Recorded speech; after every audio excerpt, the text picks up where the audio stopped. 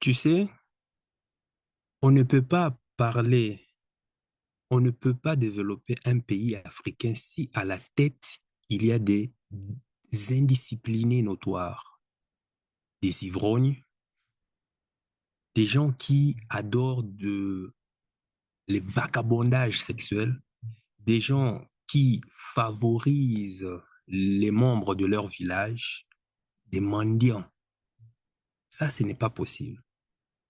À la tête d'un pays, je dirais même à la tête d'un pays spécifiquement africain qui avance, chaque pays africain qui a un petit semblant, je dirais même un petit semblant de progrès, tu verras qu'il y a toujours à la tête des gens disciplinés, des gens forts mentalement, résistants,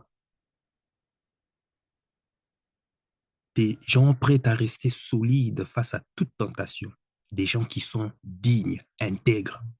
Dans la majorité des pays africains, tu trouveras à la tête des pays des gens qui insultent des gens à la parole, des gens qui ont la parole pachydermique, des gens tellement impolis que tu vas même jusqu'à te demander, mais est-ce vraiment des gens-là qui dirigent des institutions de l'État? Sais-tu, cher ami, quand on devient chef, hein, je dirais même, quand on devient chef de famille, il y a des sujets, des discussions où l'on ne participe plus parce que tout simplement, ce n'est pas à la hauteur des responsabilités que l'on a.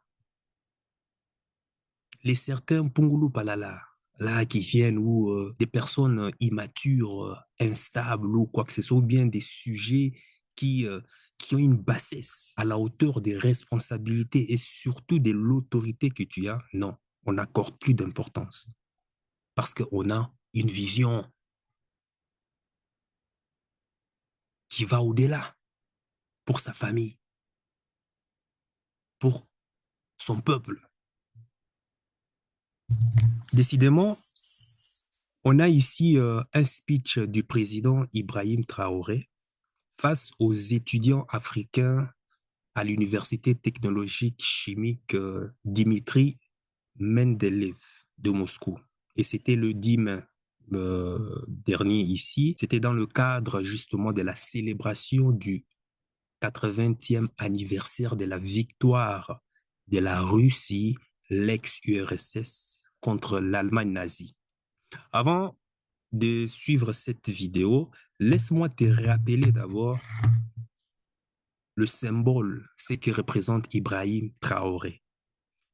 Ibrahim Traoré est le symbole de la fin de l'hégémonie occidentale dans les pays de l'AES. Il a repris le contrôle des principales mines d'or de son pays et lancé la construction de l'une des plus grandes raffineries d'or pour la prochaine monnaie du pays. Et aussi le commerce international du pays. Parce que jusque-là, ce qui est interdit à l'Afrique et surtout les pays de franc CFA, grâce à la maudite monnaie du franc CFA, il est interdit à ce pays de pouvoir faire du commerce international parce que tout simplement, prétendument, leur monnaie serait justement garantie par la France. Plusieurs usines ont vu le jour également pour garantir l'économie locale. Ibrahim Traoré a interdit l'importation de vêtements de seconde main pour soutenir la production textile nationale.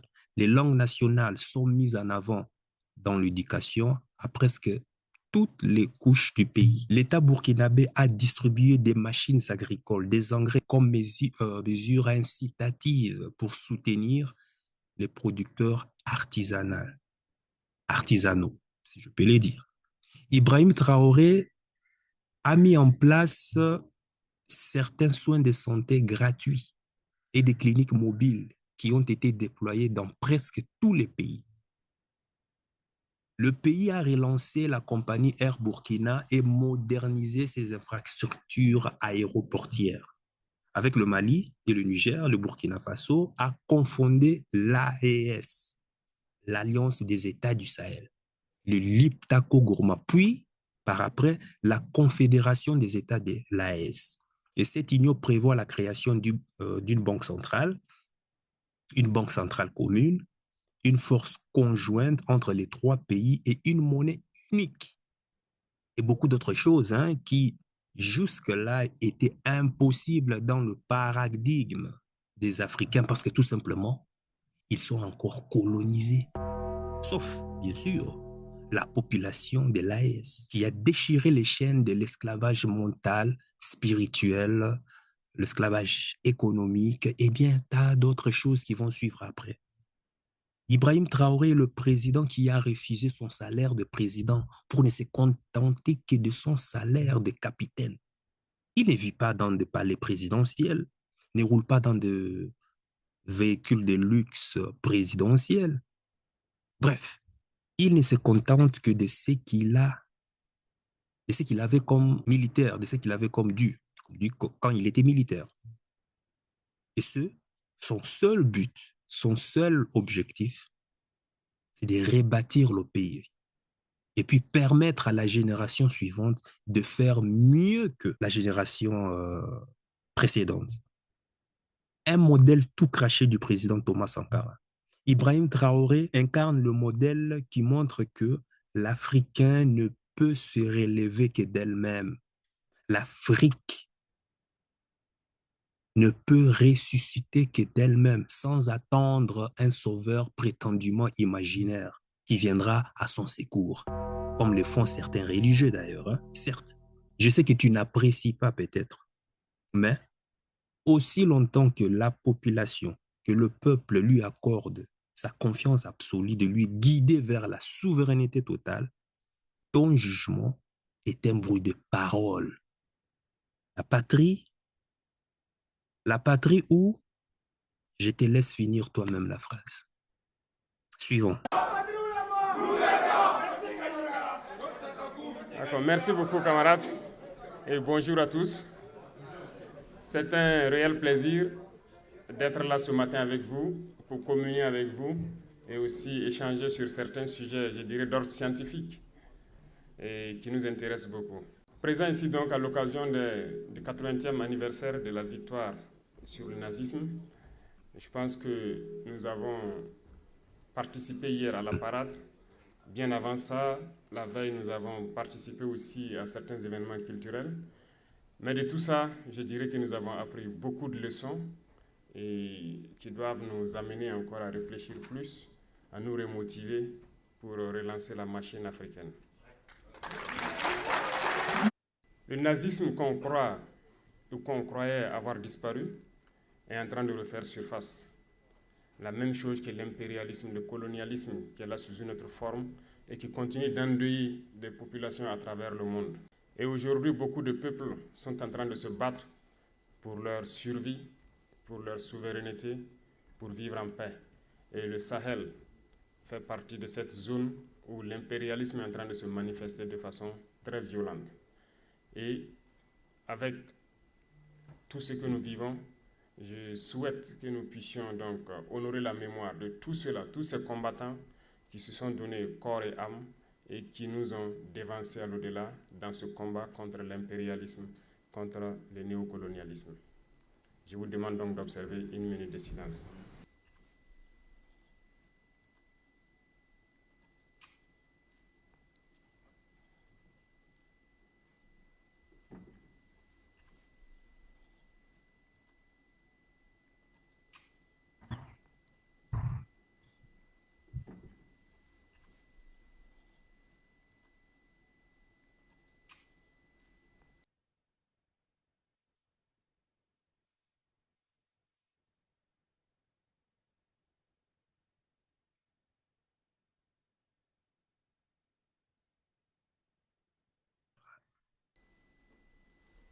Je vous remercie.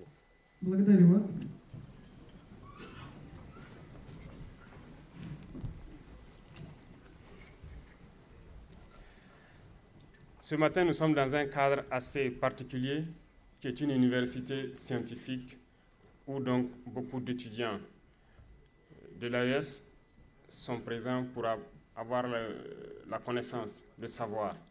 Et nous avons tenu à être là pour vous encourager et vous passer aussi quelques messages dans le sens de la quête du savoir. Nous allons travailler à ce que le nombre d'étudiants ici augmente, mais aussi, j'ai échangé avec eux, nous souhaitons que ces universités, telles que cette université chimique et l'université de radiotechnologie, qu'on puisse les dupliquer au pays et former plus d'étudiants et que nous puissions être en coopération et qu'ils nous envoient des instructeurs sur place pour avoir de grands laboratoires et de grandes universités. Notre coopération avec la Russie va se baser plus sur l'éducation, le transfert de savoir. Ce ne sera pas une coopération où nous serons là à demander de l'aide, à demander à ce qu'on nous accompagne sur le volet financier, sur le volet économique, et ainsi de suite. Nous ne sommes pas là pour ça. Nous sommes là pour coopérer plus sur le domaine du savoir. Et le savoir, c'est beaucoup plus scientifique. Et vous, ici présents dans cette université scientifique, je vous admire beaucoup parce que normalement, vous devrez apprendre et pratiquer la science, la chimie et la radiotechnique. C'est ce dont nous avons besoin aujourd'hui pour nous développer. Je vous prendrai quelques exemples au cours de mon speech pour vous étayer le fond de ma pensée.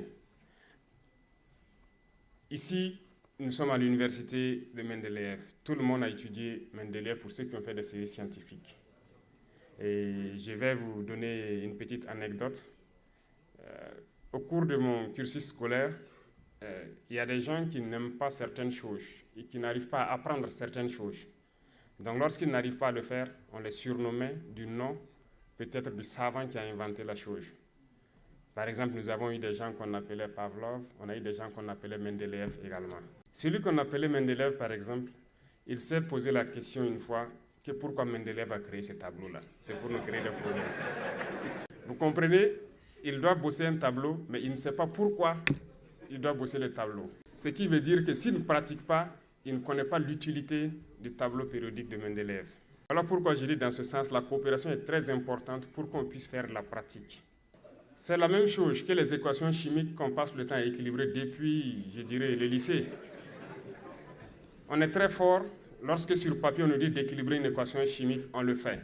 Lorsqu'en thermodynamique on nous dit de calculer l'enthalpie standard de formation d'un corps, on le fait. Mais pratiquement, qu'est-ce qu'on fait? Est-ce qu'un jour, on m'a jamais pris, par exemple, illustrer un noyau, par exemple de l'hydrogène, me dire que si on retire un électron, qu'est-ce que ça donne, ou quand on ajoute un électron, qu'est-ce que ça donne? Cette illustration pratique, je ne l'ai pas eue. L'acide chlorhydrique, depuis le lycée, on nous fait faire des réactions chimiques sur le papier avec. Mais je n'ai jamais manipulé l'acide chlorhydrique et faire une réaction pratique. C'est pour vous dire que la pratique est très importante et ces laboratoires pour nous faire la pratique nous manquent au niveau de nos pays. Et vous ne devez pas être ce théoricien que moi je suis. Voilà pourquoi nous voulons dupliquer ce genre d'université chez nous pour que nos jeunes qui se forment dans les matières scientifiques aient de la matière pratique et qu'ils ne soient pas juste des théoriciens. Beaucoup de choses autour de nous, c'est la chimie des matières. Et le monde a commencé même par ça. Ce tableau que Mendeleïev a créé, je me dis que toute la science s'est basée sur ça. Mais c'est la pratique qui vous permet de pouvoir quitter cet état de théoricien et de créer quelque chose de palpable qui puisse être utile à la société. Et ça contribue beaucoup à l'économie de nos pays. Sans que vous ne le sachiez, je vous donne quelques exemples. Vous voyez, on importe beaucoup de fer, par exemple, de partout dans le monde, et ce qu'on appelle le fer galvanisé. Et vous savez très bien, vous chimistes ici, que ce n'est qu'une réaction d'électrolyse. Comment on ne peut pas le faire sur place chez nous? Il faut le payer, le fer galvanisé en Chine ou en Europe, un peu partout dans le monde. Par exemple, nous sommes en guerre. Nous payons de l'équipement, nous payons des munitions, des armes et tout. Et quand je vous prends les munitions, les explosifs et tout, le Mali produit le coton, le Burkina en produit, le Niger en produit. Mais vous savez bien que c'est la cellulose du coton qu'on transforme pour faire la poudre et les explosifs. Pourquoi on ne réussit pas à le faire? Parce que la chimie pratique, nous ne l'avons pas. Même pour le blindage des engins. Hier, j'ai vu sur la place rouge beaucoup d'engins défiler, des T-34 jusqu'aux engins modernes. Les blindages ont évolué. Qu'est-ce que c'est que le blindage? C'est un modèle d'acier et c'est par la chimie que les gens ont pu comprendre qu'en ajoutant tel dosage de carbone au fer et ainsi de suite, qu'on peut créer un acier particulier. C'est de la pratique. Les équations chimiques, on sait le faire. On sait bien que si on ajoute tel dosage de carbone au fer, ça nous donne de l'acier, ainsi de suite. Mais pratiquement, est-ce qu'on arrive à créer le blindage?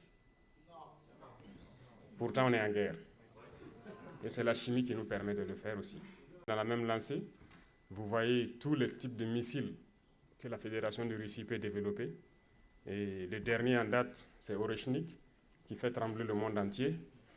Qui n'aimerait pas l'avoir? Mais rien que le carburant de tout ce qui est missile, c'est de la chimie. Est-ce qu'on arrive à connaître, nous, pratiquement créer ce carburant et essayer de créer un moteur pour faire propulser une fusée ou un missile?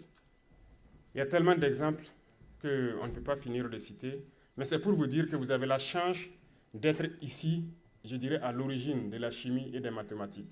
Parce qu'en Russie, il y a eu des savants dans ces domaines, que ce soit la physique, la chimie, les mathématiques. Mais comme le représentant le disait, l'histoire a été tronquée et on nous fait comprendre que les Russes ne sont pas forts dans certains domaines. Ce sont les autres qui ont écrit l'histoire qui se disent forts dans tout. Mais je pense qu'aujourd'hui, l'histoire nous montre que tout est faux. Il y a bien des savants. L'origine, c'est ici. La preuve, Mendeleïev qui a créé ce tableau qui résume la matière est russe. Profitez donc, apprendre de manière pratique pour que ça serve à nos pays.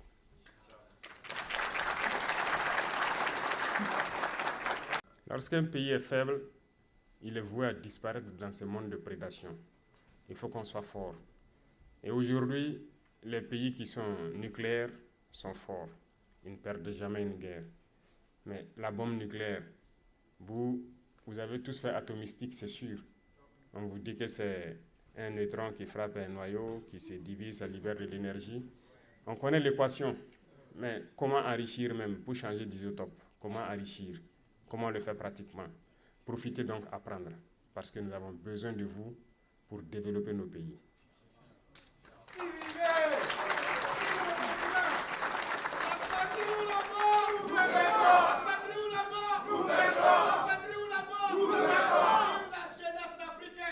Nous avons des jeunes talents au pays, des inventeurs, des savants aussi, qui arrivent à créer certaines choses, mais il leur manque souvent la connaissance mathématique pour améliorer et mettre à jour et pouvoir avoir une formule unique pour ce qu'ils font.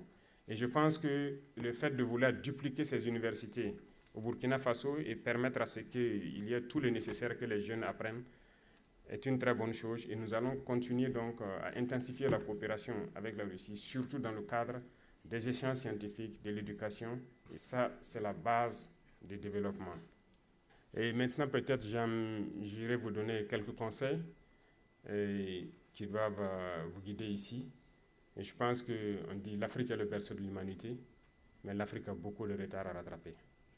Ce n'est pas impossible, c'est bien possible. Vous vivez ici, vous voyez comme moi, tout ce que vous voyez.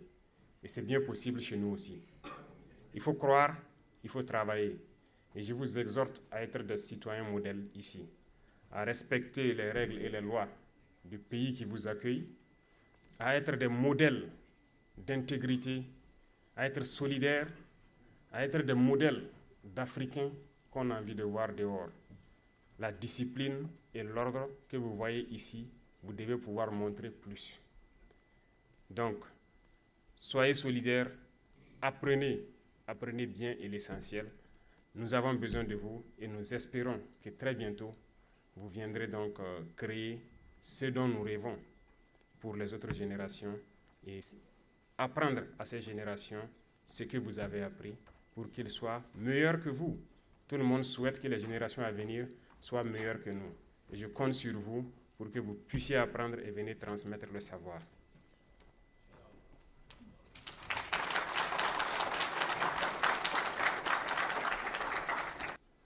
En tout état de cause, restez concentrés. L'impérialisme continue ses actions, mais le diviser pour régner ne doit pas marcher avec nous encore. Vous devrez avoir tout compris. Restez concentrés. Le combat continue. Et le combat continuera toujours jusqu'à la victoire finale. Et que nous allons célébrer un jour ici. La patrie ou la mort. Merci beaucoup. Et voilà. Maintenant, je voudrais que toi-même tu me dises, de tous les présidents africains qui se sont déplacés pour commémorer justement cette célébration du 80e anniversaire de la victoire de la Russie, ex-URSS, face à l'Allemagne nazie.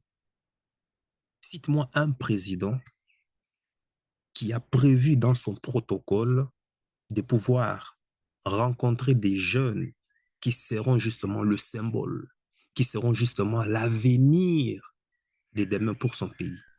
Cite-moi seulement un président, à part le président Ibrahim Traoré, qui a eu ce souci-là de pouvoir aller rencontrer des étudiants de son pays qui seront amenés un jour à pouvoir diriger justement le pays. Cite-moi en un.